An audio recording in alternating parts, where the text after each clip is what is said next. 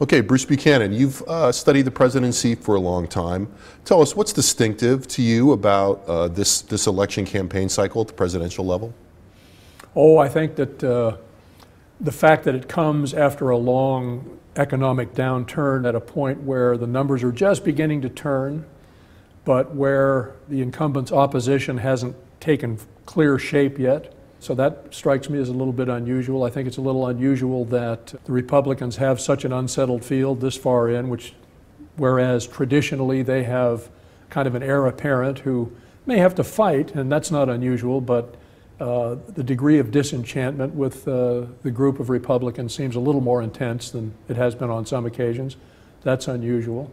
Probably the thing that I'm most struck by is the fact that in the Republican primaries, which features voters who are allegedly passionate about showing President Obama the door, the turnout has been a little bit down, which is quite surprising in light of the ostensible fury toward Obama on the part of the rank and file Republican voter. So I'm surprised by that too. So there's enough here to keep us interested. How do you think the rise of the so-called super PACs are playing into that?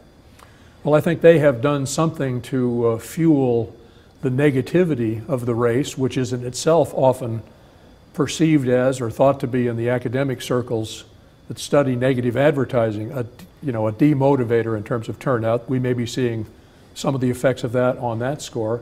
People are, find it distasteful, if we're to believe all the exit polls from the early primaries, which is not unusual, they almost always do. Unfortunately for that audience, the same audience also shows by the way they cast their votes that negative advertising works, and so there's still that to consider. But the fact that it works doesn't mean people have to like it, so it probably is helping to depress turnout a little bit.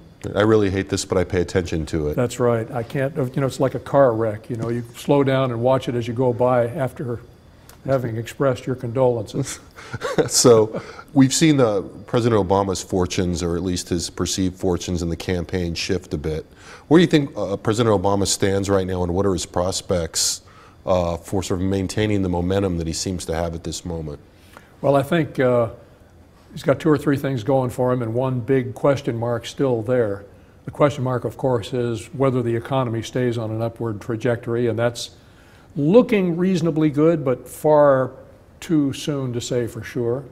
Going in his favor is that his fundraising operation is going well. It's coming together for him in terms of his organization around the country.